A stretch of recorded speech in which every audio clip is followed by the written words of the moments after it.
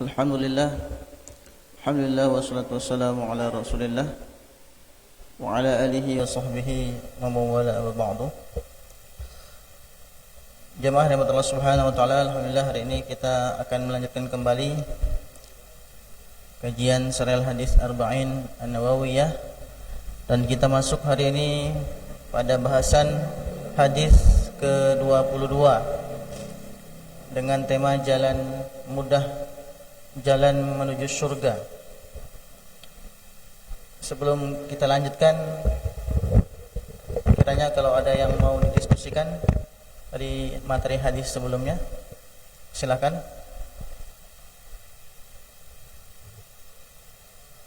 Baik, ada ya. Kalau lah enggak ada berarti sudah jelas. Kita lanjutkan ke hadis ke-22. Al-hadis Asani wal Ishrun, hadis ke-22. Sudah setengah lagi perjalanan ya. Nanti tersisa 20 hadis lagi. Diriwayatkan oleh Abi Abdullah Jabir ibni Abdullah Al-Ansari radhiyallahu anhu anna rajulan sa'ala an-nabi sallallahu alaihi wasallam faqala ara'aita idza sallaytul maktubat wa sumtu ramadan wa ahlaltul halal wa haramtul harama wa lam azid ala dhalika shay'an adkhulul jannah? Qala na'am, rawahu Muslim. Wa ma'na haramtul haram ijtanabtuhu wa ma'na ahlaltul halal fa'altuhu mu'takidan hillahu. Terjemahan secara bebas sebelum kita membahas syarah hadis ini ya.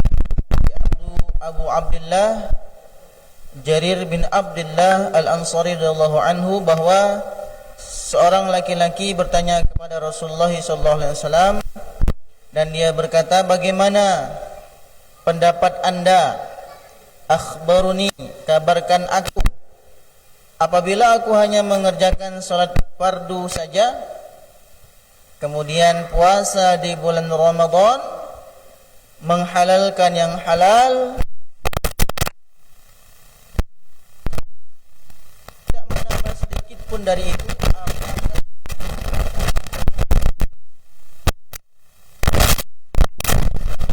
dengan jawaban yang singkat sekali, iya. Jadi kalau ngelihat di sini, cara masuk surga itu gampang makanya temanya jalan mudah masuk surga. Tapi mungkin di antara kita bertanya-tanya, di dalam kandungan hadis ini kok tidak dicantumkan haji, kok tidak dicantumkan zakat ya?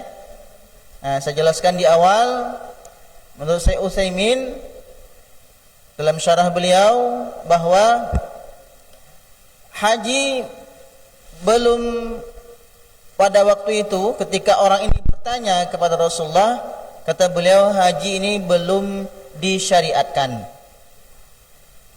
Dan kenapa zakat juga tidak ditambahkan di sini? Dikarenakan Rasulullah melihat orang ini, kata Syekh Utsaimin, beliau ini memang orangnya kayaknya bukan orang kaya. Nah, jadi yang tiga hal ini yang wajib-wajib.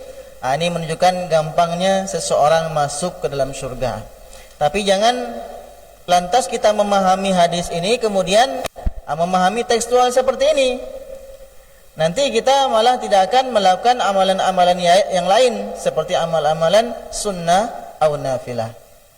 Baik, seperti biasa sebelum kita melanjutkan kepada syarahnya, kita awali dengan membahas biografi singkat perawi hadis ini ya. Ini belum pernah beliau ini ya, belum pernah kita bahas. Maka hari ini kita bahas tentang perawi hadis ini, Jabir bin Abdullah Al-Ansari yang termaktub dalam teks hadis tersebut. Nah, nama lengkap beliau Jabir bin Abdullah ibni Amru ibni Haram Al-Ansari As-Sulami, tambah lagi ada ujungnya. Beliau ini lahir 16 tahun sebelum hijrah. Ya. Beliau dan bapaknya merupakan sahabat Nabi. Tapi ketika beliau dan ayahnya ikut perang, beliau ini masih terkategori sahabat yang masih kecil, masih kecil.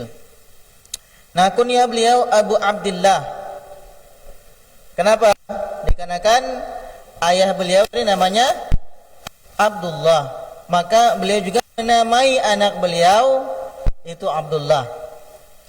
Dan ini menjadi sebuah tradisi di Arab itu untuk mengenang atau untuk istilahnya membuat anaknya itu mungkin karena obsesi orang anak itu ingin mungkin menjadikan anaknya seperti ayahnya dia, karena mungkin karena ayah beliau ini sangat luar biasa. Nah, sehingga menamai anak beliau dengan ayahnya. Nah, itu dengan nama ayah beliau. Ini jadi biasa, makanya kunyah beliau jadi Abu Abdullah. Nah, ayah beliau juga Abdullah. Memang di samping juga nama yang terbaik adalah Abdullah, Abdurrahman, dan lain-lain sebagainya. Nah, berikutnya, beliau telah masuk Islam sebelum hijrah. Dan beliau ikut serta dengan ayahnya Abdullah dalam Bai'ah Aqabah. Pada waktu itu beliau masih kecil. Berjanji Bai'ah Aqabah, berjanji setia kepada Rasulullah SAW untuk menjaga agama Islam ini. Dan beliau ikut berjihad dengan Nabi, menurut riwayat itu 19 momen jihad bersama Nabi. 19 momen jihad bersama Nabi. Kecuali di perang Badar dan perang Uhud. Nah, karena mengapa? Dikarenakan beliau tidak diizinkan oleh ayahnya untuk pergi berjihad. Dan pada waktu itu beliau diamanahkan oleh orang tuanya untuk menjaga adik-adik perempuan beliau yang pada waktu itu memang belum bisa ditinggalkan. Nah, kemudian ayahnya syahid di medan Uhud, sehingga setelah itu kemudian tidak pernah absen beliau kepada medan jihad yang diikuti Rasulullah setelahnya. Dikarenakan tidak ada lagi orang yang melarang beliau kan. Kalau sebelum kan dilarang oleh ayahnya. Nah, bagi-bagi tugas saya jihad, antum jaga adik-adik. Nah, itu bagi-bagi tugas. Nah, ketika ayahnya meninggal, beliau terus berjihad. Ikut berjihad dengan Rasulullah SAW. Nah, ada mungkin sebuah motivasi yang beliau ambil dari ayahnya, di antaranya yaitu ketika ayahnya meninggal di medan jihad Uhud, pada waktu itu ayahnya itu dalam kondisi yang sangat buruk, tubuhnya dihancurkan oleh orang kafir Quraisy, tidak hanya membunuh saja tapi juga menghancurkan fisiknya, sehingga para sahabat Nabi kemudian melarang beliau untuk melihat jasad ayahnya, jenazah ayahnya. Ini yang membuat beliau menjadi sedih. Nah, tapi kemudian Rasulullah memanggil beliau. Rasulullah memanggil beliau dan mengatakan bahwa saya bermimpi berjumpa dengan ayahmu. Saya bermimpi berjumpa dengan ayahmu. Oh, beliau simak apa yang dikatakan ayahnya. Ketika Rasulullah mengatakan, wahai Abdullah, apa yang akan engkau lakukan kalau sekiranya kamu dihidupkan Allah kembali? Apa kata ayahnya? Kalau aku dihidupkan kembali, kata ayahnya, aku akan berjihad, kemudian aku mati, berjihad lagi, mati lagi, berjihad lagi, mati lagi.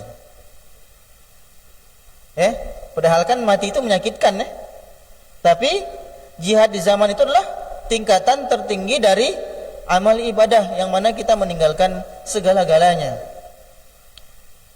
Di samping juga mungkin ketika beliau merasakan, mungkin dalam mimpi itu beliau merasakan keutamaan jihad, fadilah jihad tersebut. Wala taqulu lima yuqtalu fi sabilillahi amwat bal ahya'un 'inda rabbihim yurzaqun farihina bima atahumullah. Jangan kalian kira orang yang meninggal di jalan Allah Subhanahu wa taala itu mereka mati, akan tetapi sebenarnya mereka ahya inda rabbihim yurzaqun, mereka diberikan rezeki oleh Allah Subhanahu wa taala, farihina bima atahumullah, dan mereka juga sangat senang dan gembira. Itu mungkin dirasakan oleh ayahnya. Dan ini juga yang mungkin menjadi motivasi Abdullah bin Jabir agar beliau kemudian selanjutnya ikut berjihad dengan Rasulullah sallallahu alaihi wasallam. Nah, itu ya. Berikutnya, beliau ini salah satu sahabat yang mulia, yang salah satu sahabat yang muktsirina min riwayatil hadis. Salah satu sahabat yang paling banyak meriwayatkan hadis, beliau pada urutan ke-6 dari orang yang meriwayatkan 1000 lebih hadis Rasulullah SAW. Tercatat beliau meriwayatkan 1540 hadis. Dan salah satu hadis yang sering mungkin jadikan panduan orang-orang ketika kan hadis itu kadang-kadang ada hadis-hadis yang menjadi patokan umum dalam ibadah. Misalnya hadis Maula Utsman. Nah, itu hadis terkait tentang masalah wudu kan? Hadis terkait dengan bagaimana kaifiyatus shalah. Itu terkenal dengan hadis al-musii'u fis shalah, yaitu orang yang salatnya buruk gitu ya. Yang salat 3 kali di depan Rasulullah, kemudian diulang 3 kali itu, kemudian Rasulullah menjelaskan tentang cara salat. Nah, Jabir bin Abdullah ini hadis salah satu yang terkenal adalah yaitu hadis tentang perkara haji. Nah, tentang bagaimana beliau menjelaskan, meriwayatkan tentang bagaimana tata cara melaksanakan ibadah haji. Nah, dan sangat luar biasa beliau merawikan 1540-an hadis. Berikutnya, nah beliau juga merupakan kalangan ulama para sahabat. Sahabat ulamanya beliau. Karena beliau mengisi salah satu majelis yang direkomendasikan untuk mengajarkan ilmu di Madinah. Dan beliau wafat itu tahun 78 Hijriah dan meninggal dalam jangka waktu yang lama yaitu 94 tahun, dan dalam riwayat disebutkan beliaulah sahabat terakhir yang meninggal di Madinah. Ini juga kita pernah jelaskan tentang Abu Hurairah, yang mana beliau sahabat yang banyak meriwayatkan hadis, sehingga banyak orang yang belajar dari beliau. Kemudian umur juga beliau panjang, nah sehingga hadis itu dengan mudah berkembang dan diriwayatkan oleh sahabat-sahabat lain. Nah, ini umur yang panjang juga itu membantu menyebarkan ilmu dan hadis yang beliau riwayatkan. Nah, jadi ada sahabat Nabi yang tidak lama hidup dengan Nabi, sehingga kemudian tidak banyak memberikan hadis. Ada sahabat Nabi yang setiap saat dengan Nabi tapi bukan spesialisnya, seperti Abu Bakar kan, itu tidak banyak memberikan hadis. Nah, karena memang beliau bukan spesialis memberikan hadis. Bidang beliau berbeda. Nah, kalau beliau ini sengaja belajar dengan.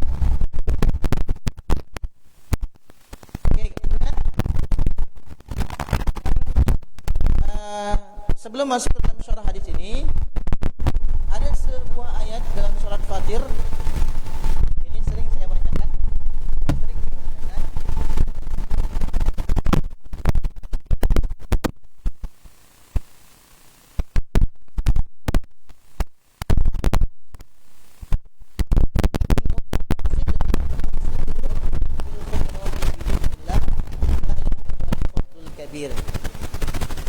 Kaitannya apa dengan hadis ini? Kaitannya dengan bahwa manusia itu memiliki tingkatan iman.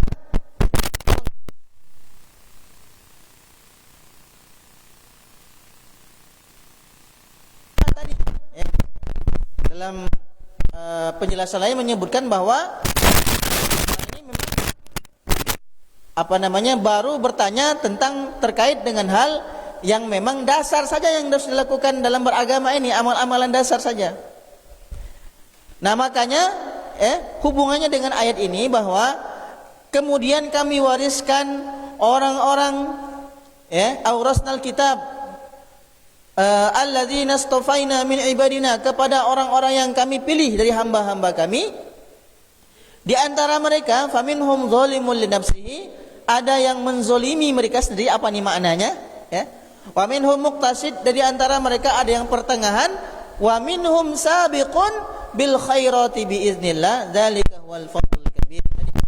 Orang yang berlomba-lomba dalam rangka min biiznillah, bil khairat, dengan kebaikan, dengan izin Allah. Dzalika huwal fadlul kabir, dan itulah keutamaan yang besar. Sambungannya, jannatu adni yadkhulunaha yuhallawna fiha min asawira min zahabi wa lu'lu'ah. Ketiga golongan ini adalah ternyata penghuni surga. Jadi ini salah satu ayat yang disebutkan ulama sebagai ayat yang memberikan harapan bagi kita. Ayat harapan dalam Al-Qur'an. Nah, dengan kategori apa? Ada orang yang menzolimi diri sendiri tapi dia masuk surga. Ada orang yang sedang-sedang biasa-biasa saja juga masuk surga. Tapi ada juga orang yang sabiqun bil khairat, berlomba-lomba dalam kebaikan, dia juga masuk surga.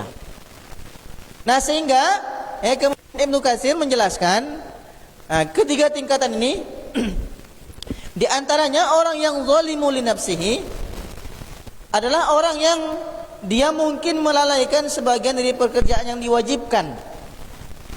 Agak lalai dengan yang kewajiban. Salat, wawailul lil musallin alladzina hum an salatihim sahun. Salat kadang-kadang tepat waktu, kadang-kadang enggak. Kadang-kadang berjamaah, kadang-kadang enggak. Dan mengerjakan sebagian hal-hal yang diharamkan, kadang-kadang masih juga melakukan perbuatan dosa dan maksiat.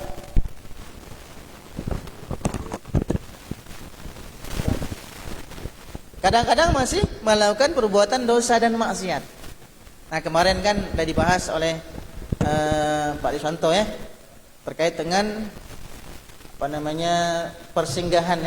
persinggahan di dalam akhirat.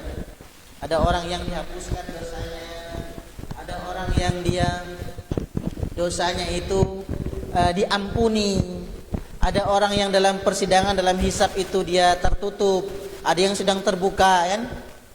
Nah, ini membuat istirja, membuat harapan, rojaan bagi kita, bahwa walaupun kita masih kadang-kadang meninggalkan kewajiban dan kadang-kadang masih melakukan perbuatan haram, tapi dijanjikan dengan surga masih. Tentunya dengan biiznillah. Itu yang pertama. Nah, tingkatan kita ini 1, 2 ini. Yang kedua adalah orang yang muqtasid. Muqtasid ini adalah orang yang dia menunaikan hal-hal yang wajib. Yang tadi ini kategori yang tadi, yang ini. Orang tadi yang ini tingkatan muqtasid, biasa-biasa saja. Meninggalkan hal-hal yang diharamkan. Yang haramkan sudah tinggalkan, tapi ada kalanya dia meninggalkan sebagian dari hal-hal yang disunahkan dan masih mengerjakan hal yang dimakruhkan. Nah, jadi kabar gembira untuk perokok yang merokok ini makruh dalam agama kita kan masih makruh masih makruh. Masih masuk surga, tenang aja ahlul hisab, masih masuk surga, tenang. Masih melakukan hal yang makruh, makan petai makan bawang, yang hobi makan petai jangan khawatir masuk surga Oke, baik. Berikutnya tentunya yang paling tinggi adalah sabiqun bil khairat biiznillah. Orang-orang yang mengerjakan semua kewajiban dan hal-hal yang disunahkan dan meninggalkan segala yang diharamkan, bahkan yang dimakruhkan, bahkan sebagian hal yang diperbolehkan dia masih tinggalkan. Bahkan hal-hal yang syubhat dia tinggalkan. Bahkan yang mubah pun dia tinggalkan karena takut. Nah, ini tentunya naik ke level ini tidak gampang. Tapi jangan khawatir, tadi Allah sampaikan bahwa ini ayat terkait dengan harapan kita orang yang masih melakukan yang haram tapi dia masih melakukan kewajiban, kemudian meninggalkan yang sunnah-sunnah, mengerjakan yang sunnah, semuanya Allah janjikan dengan surga. Mungkin levelnya berbeda-beda. Oke, baik. Berikutnya, kita masuk kepada ahamiyatul hadis. Ahamiyatul hadis. Nah, pertama, hadis ini dijelaskan bahwa termasuk inti dari ajaran Islam. Dikarenakan perbuatan itu dalam syariat kita itu perbuatan yang terdiri dari perbuatan hati, batin, dan fisik, wa zahir. Tidak bisa meninggalkan salah satunya, tidak sempurna. Amalan sholat harus ada zahir batin. Zahirnya niat, batinnya niat, zahirnya gerakan-gerakan sesuai dengan syariat Nabi. Makanya syarat ibadah itu al-ikhlas wa mutaba'ati Rasulullah SAW. Jadi, kalau kita lihat dalam kandungan hadis ini bahwa yang disampaikan oleh sahabat Nabi yang bertanya kepada beliau ini menyebutkan bahwa salah satu dari intisari ajaran agama Islam. Berikutnya, pada setiap keduanya itu tentunya ketika melaksanakan syariat dalam bentuk fisik maupun batin, itu ada tentunya yang diharamkan atau yang dihalalkan tentunya. Kan terbagi itu. Makanya kemudian Imam Nawawi menuliskan bahwa hadis ini juga merupakan salah satu dari 3 hadis inti pokok ketika kita melaksanakan syariat ini. Disebutkan setelah ini. Nah, jika seseorang menghalalkan sesuatu yang halal dan mengharamkan sesuatu yang haram, maka tentunya artinya dia telah melakukan. Jadi kalau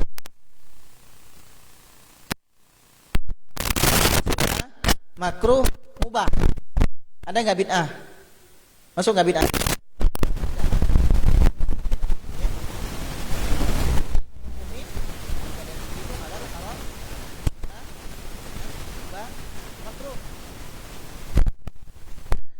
Kemudian Imam Nawawi menyebutkan 3 hadis yang menjadi pokok inti dari 40 arba'in hadis ini. Itu 3 hadis. Dulu pernah ada terkait dengan amalan batin, innamal a'malu binniyat. Enggak usah dijelaskan lagi, sudah panjang lebar Kedua, nih tentunya man amila amalan laisa alaihim amruna fahuwa raddun. Ini untuk tolak ukur. Ini kita bahas di sini, bukan fa inna kulla bid'atin dolalah kemarin karena ada sesuatu yang mahdzub di sana menurut ulama. Wa kullu bid'atin sayyi'atin dolalatun. Setiap perkara baru yang sesat dia adalah bid'ah. Nah, ini yang kedua. Intisari dari hadis arba'in. Yang ketiga, hadis ke-6 terkait dengan al-halalu bayyinun.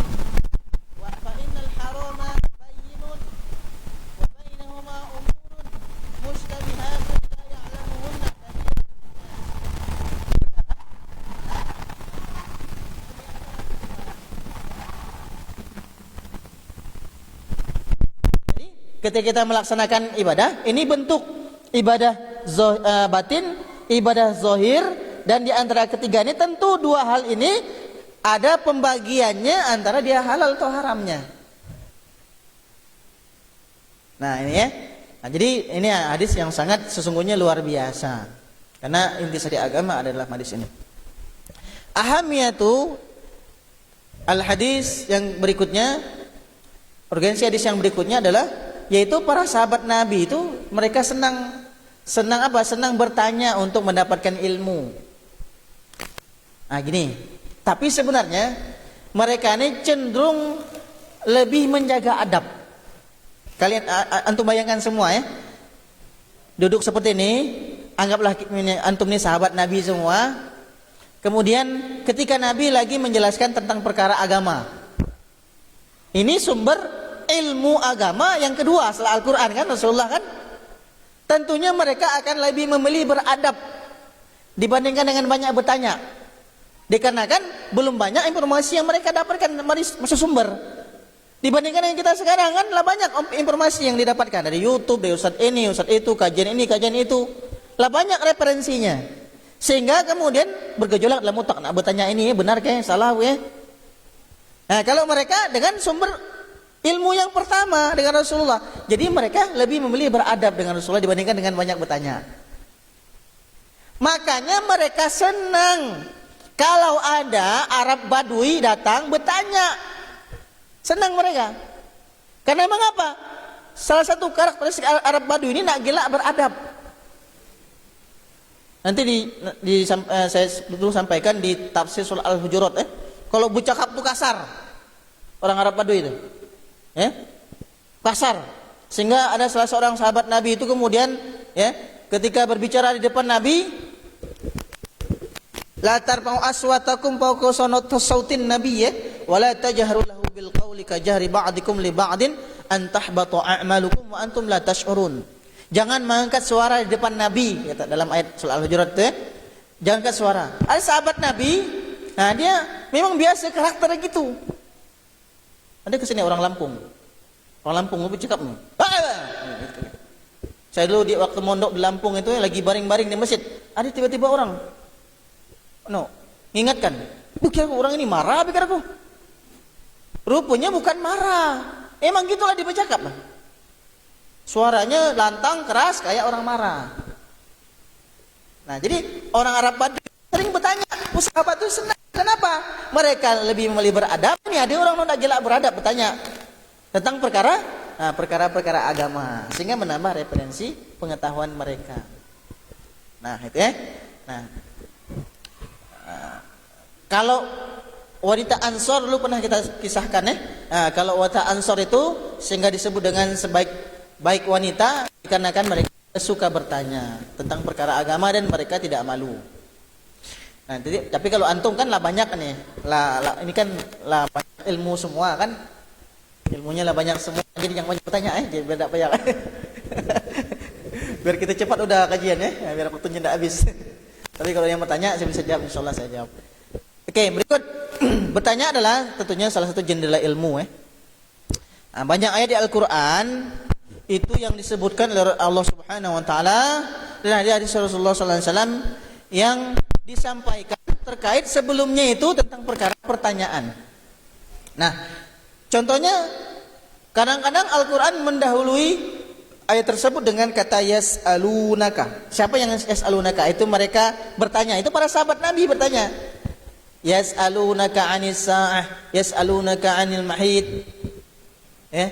Nah, mereka bertanya. Kemudian Allah menjelaskan tentang ayat tersebut. Nah, ini banyak referensi terkait dengan hal-hal urgensinya kita bertanya kalau memang kita belum mendapatkan referensi terkait dengan keilmuan tentang agama tersebut. Oke, baik. Ada pertanyaan sudah kita sampaikan di pertemuan-pertemuan yang sebelumnya. Nah, berikutnya urgensi hadis yang berikutnya. Ketika sahabat tadi bertanya tentang masalah apakah aku masuk surga, ya kan? Adkhulul jannah, apakah masuk surga dengan amalan tadi itu? Nah, jadi ini mengisyaratkan bahwa kita gayah, tujuan utama ibadah kita, ibadah seorang mukmin itu salah satunya adalah mendapatkan surga. Nah, dia tadi bertanya tentang perkara ibadah, tentang perkara syariat melaksanakan ibadah. Nah, jadi surga tentunya balasan yang dijanjikan Subhanahu wa taala bagi orang yang taat beribadah. Walaupun nanti saya akan sampaikan referensi yang sepertinya kontradiksi tapi sebenarnya tidak. Saya juga baru memahami hadis ini ketika saya mengkaji hadis ini. Bahwa seseorang tidak akan masuk surga dengan amalnya. Nanti saya jelaskan. Nah, jadi seseorang beribadah dengan alasan ingin mendapatkan surga dan tidak masuk surga itu alasan tentunya yang dibenarkan. Ada ini hadis Nabi yang mengatakan, kamu tidak tahu ke? Bahwa orang itu tidak akan masuk surga dengan amal mereka. Nah, jadi kamu nak sembahyang, tentu juga yang masuk surga. Misalkan kita kan ada balikan tinggal balikan aja.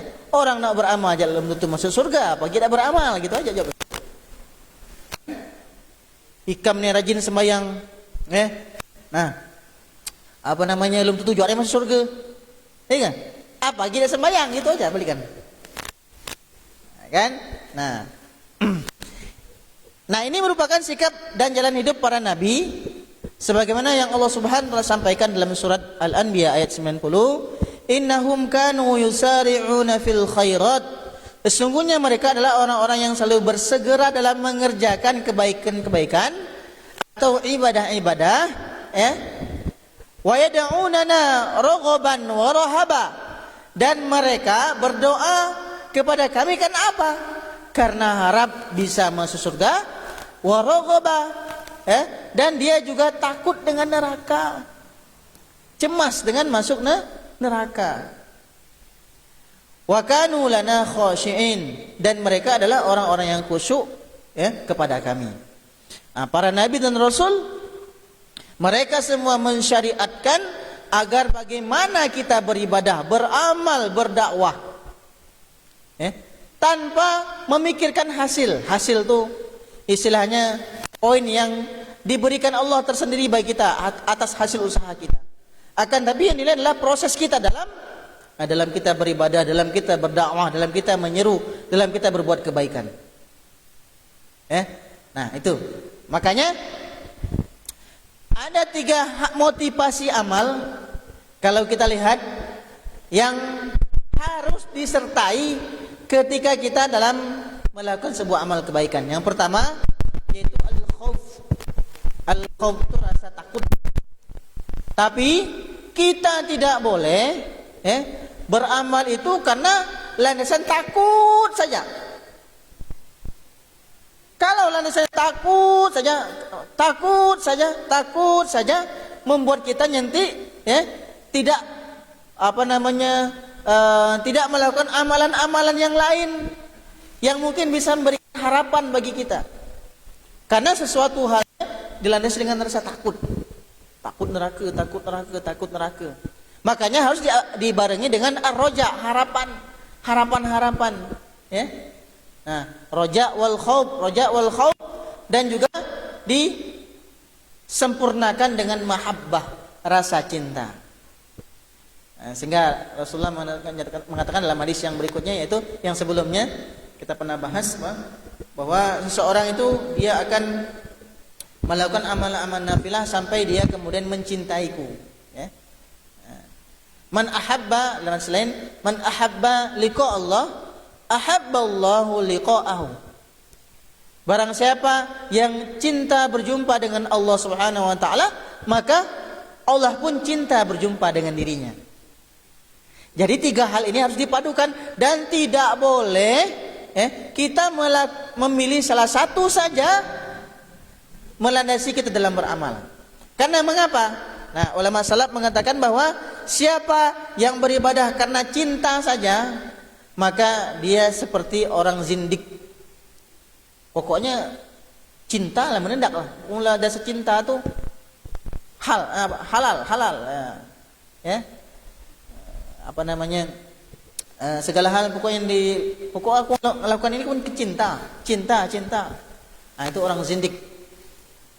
Orang zindik ini di abad pertengahan yang berkembangnya tahun 100-an lebih Hijriah mereka ini adalah kaum-kaum yang mentakwil, menafsirkan Al-Quran dengan cara-cara mereka sendiri. Itu tidak dibenarkan. Nah, siapa yang takut semata, maka dia khawarij. Takut.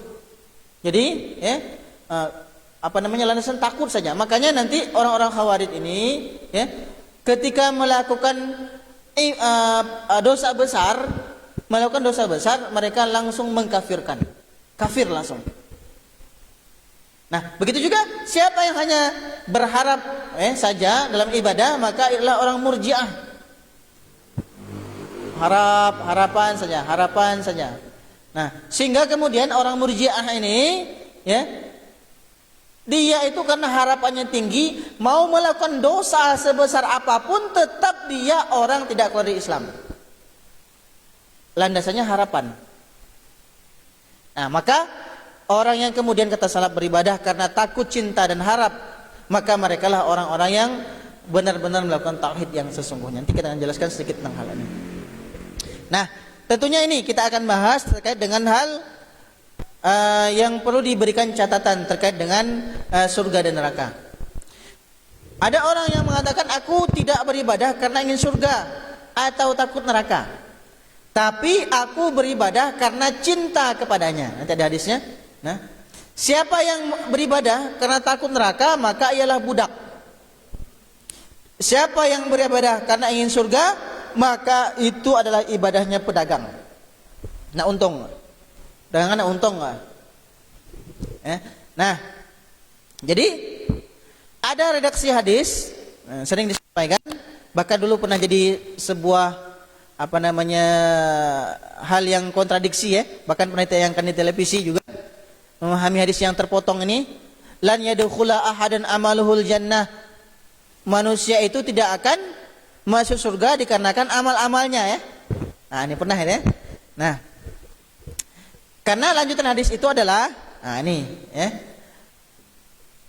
ada seseorang yang masuk surga itu karena amalnya atau karena rahmat Allah. Dari hadis ini, ini yang bawah ini, lan yadkhula ahadan amaluhul jannah, seorang tidak akan masuk surga karena amalnya.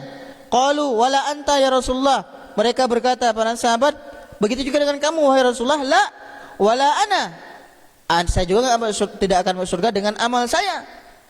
Illa an, kemudian illa an yataghammadillah bi fadlihi wa rahmatihi, kecuali orang-orang yang diberikan oleh Allah Subhanahu wa taala karena karunia dan rahmatnya. Jadi gitu orang nanti tidak termotivasi ibadah, tidak guna juga, ujung-ujung rahmat Allah juga masukkan kita ke dalam surga, ya kan? Nah, ini seakan-akan kontradiktif dengan surah Al-A'raf ayat 43 yang di atas. Wa nudu antilkumul jannatu uristumuha bima kuntum ta'lamun. Dan serukan kepada mereka, itulah surga yang diwariskan kepadamu disebabkan oleh amal-amal yang dahulu kamu kerjakan selama di dunia. Kan kayaknya kontradiktif ya. Saya juga dulu memahaminya seperti ini. Udah akan masuk surga kita dengan amal-amal kita macam ini. Ternyata pemahamannya ya berbeda. Maksudnya, apa maksudnya? Maksudnya adalah amal kita ini tidak membuat seorang masuk surga, adalah bahwa amalan yang kita lakukan ini bukanlah imbalan yang setimpal dibandingkan dengan nikmat surga. Iya kan? Jangankan nikmat surga, jemaah sekalian, jangankan nikmat surga, nikmat dunia saja tidak setimpal dengan amal yang kita lakukan. Coba kita sholat 5 kali sehari, hanya untuk membayar 2 ekor biji mata nih, yang Allah berikan kepada kita, tidak setimpal. Itu baru mata, belum yang lain-lainnya. Belum kesehatan, belum udara, belum nikmat yang lainnya, rezeki, bisa makan, bisa minum, bisa beranak pinak. Jadi amal yang kita lakukan, setiap hari itu untuk membalas, membalas kehidupan dunia kita tidak setimpal, apalagi membalas kenikmatan surga. Itu maksudnya. Namun karena rahmat Allah lah, dia tetap menjadikan amalan tersebut sebagai syarat masuk surga. Jadi rahmat Allah itu diberikan, kasih sayang Allah diberikan kepada kita itu walaupun tidak sebanding, tapi kasih sayang Allah lebih besar kepada kita dibandingkan dengan amal yang kita lakukan. Itu maksudnya. Dipahami ya? Nah, akan tapi jamaah sekalian, adanya sebab itu belum tentu melahirkan musabbab. Akan tetapi dia akan terjadi karena kehendak Allah Subhanahu wa taala. Nah, orang dia berobat itu belum tentu sembuh. Tetapi itu sebab yang Allah tetapkan bagi orang yang sakit. Kalau orang sakit dia berobat, itu sebabnya penyakit, musabab kesembuhannya dia berobat, pergi ke dokter. Surga itu merupakan tujuan akhir kita. tapi sabab kita masuk surga itu harus beramal. Kita tidak boleh meninggalkan amal kalau langsung masuk surga. Karena itu bagian atau faktor penting dari kita masuk surga itu sendiri. Nah, jadi apalagi dalam situasi pandemi seperti ini ya. Nah, jadi ini sangat ngeri sekali, ada sebuah meme itu ada orang yang sangat kaya sekali, banyak uangnya, berlimpah hartanya, akan tetapi ya, dengan harta yang dia miliki itu dia tidak bisa membeli kesehatan, tidak bisa membeli napas, supaya bernapas karena Covid. Dengan harta yang dia miliki tidak bisa membeli napas, membayar napas. Betapa besarnya rahmat Allah Subhanahu wa taala, sekarang kita masih sehat, besar bernapas. Jadi harta yang kita kumpulkan sebanyak-banyaknya ini, amal-amal kita yang kita kumpulkan tidak sebanding dengan rahmat Allah Subhanahu wa taala. Oke, baik. Berikutnya, nah ini ujung hadis, wa halaltu al-halal wa haramtul haram, yaitu penghalalan dan pengharaman adalah hak Allah Subhanahu wa taala. Nah, ini Allah berfirman dalam surah Al-A'raf ayat 32, Qul man harrama zinatallahi allati akhraja li'ibadihi wat-thayyibati minar rizq. Katakanlah, siapa yang mengharamkan perhiasan dari Allah Subhanahu wa taala yang dikeluarkan olehnya untuk hamba-hambanya, dan siapa pula yang mengharamkan rezeki-rezeki yang baik dari Allah Subhanahu wa taala. Nah, makanya ketika ada petunjuk dalam Al-Quran, dalam hadis Rasulullah yang menyatakan ini adalah halal, ini adalah haram, tidak ada keinginan atau akal kita yang mungkin bertentangan dengan keinginan Allah dan Rasulnya untuk kita berpaling atau berbalik dari ketentuan Allah dan Rasulnya. Nah, misalnya ini kira-kira apa nih? Minuman kaleng apa nih? Pernah nggak minum ini? Siapa yang pernah minum? Minuman kaleng nih, warna kuning. Itu baul, baul bahil, baul bair. Itu air kencing onta. 80% air kencing onta. Kalau redaksi hadis Nabi, ini kan ini banyak banyak dari hadis Nabi. Nabi waktunya itu air kencing onta ini memang dihalalkan, boleh diminum walaupun dia air najis kan. Walaupun ada ustadz yang membahas bahwa orang yang minum kencing Nabi pada hadis itu adalah penjahat. Di luar dari itu Rasulullah mengatakan bahwa air kencing ini boleh diminum. Permasalahan dia jijik itu urusan pribadi. Udah anak makannya ikeme ya. Nah, itu urusan pribadi, ya kan? Yang jelas kalau Allah haramkan, nah itu sudah menjadi ketetapan Allah dan Rasulnya. Oke, kita lihat insyaallah di pekan yang akan datang. Wallahumma fiqh ila aqwamit thoriq, semoga bermanfaat. Assalamualaikum warahmatullahi wabarakatuh.